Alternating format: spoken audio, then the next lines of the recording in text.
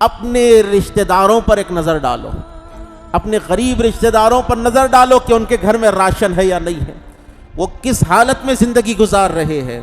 اپنے دور دور کے رشتہ داروں میں دیکھو، اپنے قبیلوں میں، اپنی برادریوں میں دیکھو کہ کون پریشان ہے، کون پریشان نہیں ہے۔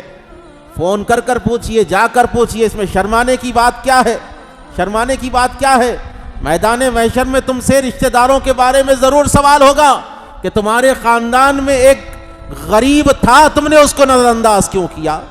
ہم نے تمہیں اتنا دیا تھا کہ تم دوسروں کو بانٹتے پھر رہے تھے، لیکن تمہارے خاندان کا غریب، تمہارے خاندان کا پریشان آدمی تم کو کیوں نظر نہیں آیا؟ تو بہتر یہ ہے کہ رمضان سے پہلے اپنے خاندان کے جو غریب لوگ ہیں ان کے لیے راشن کا انتظام ضرور کرے۔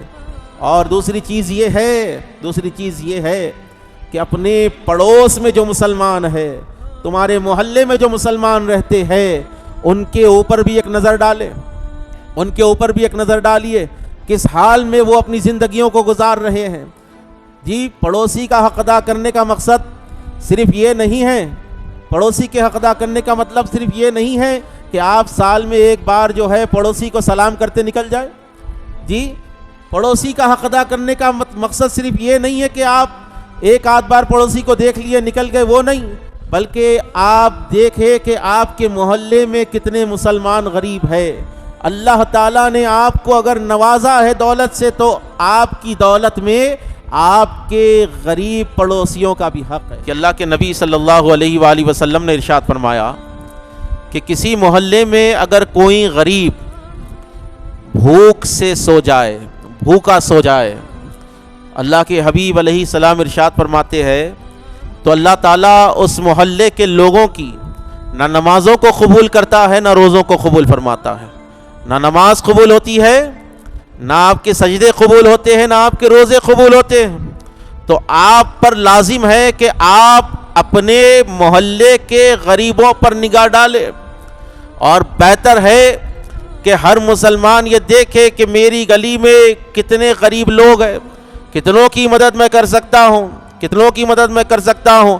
آپ پر یہ چیزیں لازم ہیں۔ کوئی مسلمان اگر رمضان کے مہینے میں فاقہ کشی کی زندگی گزار رہا ہے، کسی کے گھر میں اگر راشن نہیں ہے، تو آپ پر یہ لازم ہے، آپ پر یہ ضروری ہے کہ آپ جو ہے اس کے لیے راشن کا انتظام کریں، کیونکہ آپ اللہ سے یہ توقع کرتے ہیں اور آپ یہ چاہتے ہیں کہ ماہ رمضان میں جو ہے میرے گھر میں بہترین کھانا بنے۔ آپ کی خواہش ہے، یہ سب کی خواہش ہوتی ہے کہ میرے گھر میں بہترین کھانا بنے، سحر میں بہترین کھانا بنے، افطار میں بہترین کھانا بنے۔ تو مسلمانوں ذرا توجہ فرمائیے، اللہ کے نبی صلی اللہ علیہ وآلہ وسلم نے ارشاد فرمایا کہ جو اپنے لیے پسند کرتے ہو وہ اپنے بھائی کے لیے بھی پسند کرو۔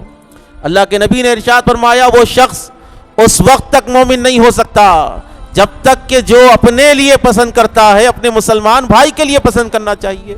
آپ اپنے لیے تو نعمتیں پسند کر رہے ہیں، آپ اپنے لیے تو برکت پسند کر رہے ہیں، آپ اپنے لیے لذیذ کھانے پسند کر رہے ہیں، لیکن افسوس کی بات ہے آپ کے محلے میں آپ کا پڑوسی جو ہے، آپ کا پڑوسی پریشان حال ہے، لیکن آپ جو ہے اس کے لیے نہیں نکلتے، آپ اس کی کوئی مدد نہیں کرتے۔ آپ اس چیز کو بھی دیکھیں، اگر آپ اپنے پڑوسیوں کا خیال کرتے ہوئے، اپنے غریب رشتہ داروں کا خیال کرتے ہوئے رمضان میں داخل ہوں گے، یاد رکھے آپ کے روزے بھی اللہ تعالیٰ مقبول فرمائے گا، اور روزوں میں اللہ تعالیٰ حلاوت عطا فرمائے گا، حلاوت عطا فرمائے گا۔